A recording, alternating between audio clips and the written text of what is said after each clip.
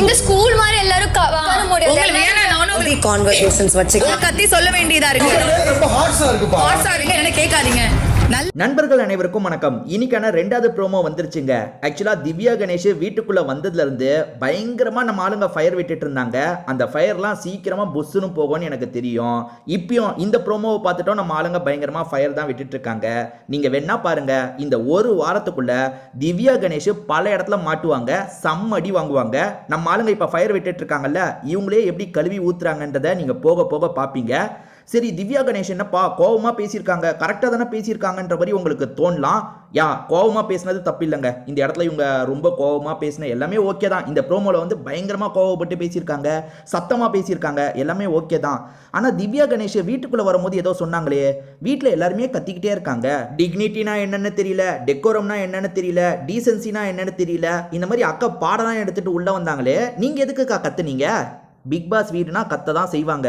அதாவது நீங்க ஒரு கருத்தை சொல்றீங்கன்னா, மேடம் சொல்லுங்க மேடம், ஓ அந்த கருத்தா மேடம், சரி மேடம் நீங்க சொல்ற மாதிரி நாங்க கேட்டு நடந்துக்கிறோம் எதிர இருக்கவங்க சொல்லுவாங்களா? எதிர இருக்கவங்க ஏத்துக்காம வார்த்தையை விடுவாங்க. அப்ப பதிலுக்கு நம்மளுக்கு கோவம் வரும். என்னமோ கோவப்படுறதே பெரிய தப்பு, இவங்க கத்திக்கிட்டே இருக்காங்க சார்னு. ஏன் நீங்க கத்துறீங்க? கத்திக்கிட்டே இருக்கிறது தப்பு தானப்பா. நீங்க 4 பேர் அப்படி தானப்பா சொன்னீங்க. உள்ள வந்த 4 பேருமே கத்திக்கிட்டே இருக்கிறது தப்புன்னீங்கல்ல. இப்ப நீங்க எதுக்கு கத்துறீங்க? கத்தாம தானே பேசணும். அதாவது வந்து என்ன பாயிண்ட் நீங்க சொல்லுங்க, நான் அட்ரஸ் பண்றேன் அப்படின்னு தானே பேசணும். எதுக்கு கத்துறீங்க? பிக் பாஸ் வீட்டில் யார் இருந்தாலும் கத்த தான் செய்வாங்க. சரி விடுங்க, இப்போ இவங்க என்னெல்லாம் நடந்ததுன்ற விஷயத்த பார்ப்போம். முதல்ல வந்து வியானா என்ன சொல்றாங்கன்னா, இது ஸ்கூல் மாதிரிலாம் உட்கார முடியாது, வாய் மேலே கையை வச்சுட்டுலாம் உட்கார முடியாதுன்னு சொல்றாங்க. அதாவது வந்து அவங்க பேசும்போது யாருமே பேசாதீங்க, அமைதியா இருங்கன்னு சொல்லியிருப்பாங்க போல. அதுக்கு வியானா இந்த மாதிரி சொல்றாங்க. அதுக்கு திவ்யா கணேஷ் என்ன சொல்றாங்கன்னா, யாரோ உங்களை வாய் மேலே கையை வச்சுட்டு அமைதியெல்லாம் உட்கார சொல்ல, அதாவது வாய் மேலே கையை வச்சுட்டுலாம் உட்கார சொல்லன்ற மாதிரி சொல்றாங்க. ஆக்சுவலா திவ்யா கணேஷ் பேசுறதுல ஏகப்பட்ட பேருக்கு மாற்று கருத்து இருக்கு. ஆனா நமக்கு இந்த ப்ரோமோல 3 பேர் தான் காட்டுறாங்க. வியானா மறுத்து பேசுற மாதிரியும், திவாகர் மறுத்து பேசுற மாதிரியும், பார்வதி மறுத்து பேசுற மாதிரியும் தான் காட்டுறாங்களே தவிர மற்றபடி எல்லாருமே மறுக்கிறாங்க. ஒரு இடத்துல சபரி கையை தூக்கிட்டு இருக்காரு, அதே மாதிரி இன்னொன்று இடத்துல வந்து பிரவீன் ராஜ் எந்திரிக்கிறாரு, கெமி எந்திரிக்கிறாங்க. ஸோ நிறைய பேருக்கு திவ்யா கணேஷோட இந்த விஷயத்துல உடன்பாடு இல்லை போல. திவ்யா கணேஷ் லீடரா மாறி இருக்காங்க, அதாவது வீட்டு தலையா மாறி இருக்காங்க. வீட்டு தலையா மாறினதுக்கு அப்புறம் தான் இதெல்லாம் நடக்குதுன்றதை புரிஞ்சுக்க முடியுது.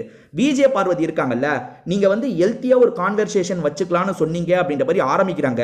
அதுக்கு வந்து திவ்யா கணேஷ் என்ன சொல்றாங்கன்னா, உங்ககிட்டலாம் நார்மலா பேச முடியாது, இப்படி கத்தி தான் பேச முடியும்னு.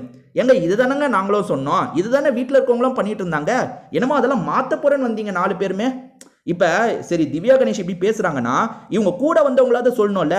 திவ்யா கணேஷ் நம்ம இந்த மாதிரி அதை மாத்துறதுக்கு தான் வந்திருக்கோம், சும்மா கத்திக்கிட்டே இருக்கிறத மாத்துறதுக்காக தான் வந்திருக்கணும்னு கூட இருக்கவங்களாவது சொல்லணும்ல. பார்ப்போம் ஃபுல் எபிசோட்ல கூட இருக்கவங்களாவது சொல்றாங்களான்ட்டு. ஏன்னா கூட இருக்கவங்களும் சொல்ற மாதிரி இல்லையே. அதாவது இவங்களாம் என்ன நினைச்சிட்டாங்கன்னா, பிக் பாஸ் வீடு ஈஸி, இவங்கெல்லாம் வந்து தப்பா விளையாடுறாங்க, நம்ம போய் கரெக்டாக விளையாடிடலாம்.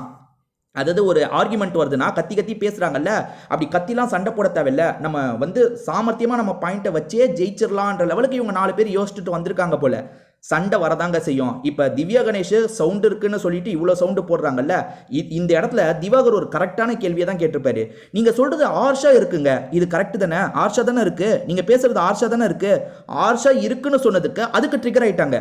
திவ்யா கணேஷ் வீட்டுக்கு வந்ததுல இருந்து 2 பேரை டார்கெட் வைக்கிறாங்க, ஒன்னு பார்வதி, இன்னொன்னு திவாகர். இப்ப வியானாவையும் சேர்த்துக்கிட்டாங்கன்னு வச்சுக்கோங்களேன். ஆக மொத்தத்துல அவர் ஆர்ஷா இருக்குன்னு சொன்னதுக்கு, ஆர்ஷா இருக்கா, இந்த வீட்டோட கேப்டன் நான் தான், நான் அப்படிதான் பேசுவேன், விருப்பப்பட்டா இருங்க, இல்லைன்னா கேட்காதீங்க அப்படின்னு சொல்றாங்க. ஓகே, அப்ப இது கரெக்டா? இதை நியாயப்படுத்தினா நம்ம எல்லாத்தையும் தான் நியாயப்படுத்தணும். நான் இப்பயும் சொல்றேன், திவ்யா கணேஷ் பண்ணது பயங்கர தப்புலாம் சொல்ல மாட்டேன்.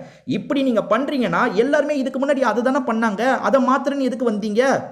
என்னமோ வந்து வீட்டில் இருக்க எல்லாருமே தப்பாக விளையாடிட்டு இருக்க மாதிரியும், நீங்களாம் தப்பாக விளையாடிட்டீங்க, வெளியே யாருமே ஷோவை பார்க்கறது இல்லை, எல்லாருக்குமே ஒரு மாதிரி பிடிக்கல, இந்த இடத்துக்கா நீ போக போற, அதாவது இந்த சீசனா நீ போக போறேன்னு என் ஃப்ரெண்ட்ஸ் எல்லாருமே என்ன கேட்டாங்க. அந்த என்னமோ ஷோ மோசமாக இருக்க மாதிரியும், எல்லாருமே கத்திக்கிட்டே மட்டும்தான் இருக்க மாதிரியும் அப்படிலாம் திவ்யா கணேஷ் பேசுனீங்கன்னா நீங்க எப்படிங்க கத்துவீங்க? கத்தாம தானங்க நீங்க அட்ரஸ் பண்ணோம் பொறுமையா. அப்ப அதான் திவ்யா கணேஷ்க்கு போக போக எல்லாமே புரியும். நீங்க வேணா பாருங்க, இப்ப ஃபயர் விடுறதுலாம் யாருன்னா பார்வதியை பிடிக்காதவங்க, திவாகரை பிடிக்காதவங்க. இல்லாதவங்க திவ்யா கணேஷ்க்கு பயங்கரமா ஃபயரை விடுறாங்க. ஆனா போக போக திவ்யா கணேஷ் அவங்க கிட்டயே மாட்டி அடி வாங்குவாங்க. நீங்க வேணா பாருங்க, வர வாரத்துல இதெல்லாம் நடக்கும். திவ்யா கணேஷ் உள்ள வந்ததுக்கு அப்புறம் ஒருத்தர் கிட்ட பிரச்சனை வந்து பேசினா பரவாயில்லைங்க, இவங்க ஒரு முன்முடிவோட வந்திருக்காங்க. அதாவது பார்வதிக்கு நிறைய ஏட்டஸ் இருக்காங்க, திவாகருக்கு நிறைய ஏட்டஸ் இருக்காங்க, அவங்க விரும்புறத நம்ம பண்ணுனா அவங்க ஓட்டெல்லாம் நம்ம வாங்கிடலாம், அதனால அவங்க மைண்ட் செட்டுக்கு ஏத்த மாதிரி நம்ம ரெண்டு பேரையும் அட்டாக் பண்ணலான்னு வந்ததுல இருந்து ரெண்டு பேரையும் அட்டாக் பண்ணிட்டு இருக்காங்க. நான் ஒன்னே ஒன்னு கேட்கிறேன், திவாகர் தராதாரத்தம் பத்திலாம் பேசினாரு, அதெல்லாம் ஓகே. கமருதீன் ஏகப்பட்ட வார்த்தையை விட்டுருக்காரு, நீங்க கமருதீன் கிட்ட மட்டும் சாஃப்டா பேசுறீங்க, திவாகரை மட்டும் எதுக்குங்க அவ்வளோ அவர் வெளியே பேசின இன்டர்வியூ நான் பார்த்தேன்ற மாதிரிலாம் சொல்றீங்க?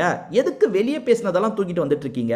வீட்டுக்குள்ள அவர் என்ன நடந்துக்கிட்டாரோ அதை சொல்லுங்களேன், எதுக்கு வெளியே இருக்கிறதெல்லாம் அப்பப்போ தூக்கிட்டு வந்துட்டு இருக்கீங்க? ஸோ திவ்யா கணேஷ் இந்த இடத்துல கோவமாக பேசினாங்கன்னா பிக் பாஸ் வீடு கோவமாக தாங்க பேசுவாங்க. எனக்கு என்ன பிரச்சனைனா, இங்கே வந்த எல்லாருமே என்னங்க சொன்னாங்க நீங்களே யோசிச்சு பாருங்க. எல்லாரும் கத்திக்கிட்டே இருக்காங்க சார், விஜய் சேதுபதி சொல்லிட்டாரா அதை நம்மளும் பிடிச்சிட்டு அதையே சொல்லலான்ட்டு கத்திக்கிட்டே இருக்காங்க சார், யாருக்குமே விளையாட தெரியல சார், அப்படி சார் இப்படி சார்னு சொல்லிட்டு வந்த முத நாளுங்க ஒரே ஒரு நாள் தான் இருக்கு திவ்யா கணேஷ் வீட்டுக்குள்ள வந்து, அதுக்கே அவங்க எப்படி பேசுறாங்கன்றத பாருங்க. இதை பத்தி நீங்க என்ன நினைக்கிறீங்க அப்படின்றத கமெண்ட் செக்ஷன்ல சொல்லுங்க, நானுமே பார்த்து தெரிஞ்சுக்கிறேன். திரும்பி வேற ஒரு வீடியோல நம்ம சந்திப்போம்.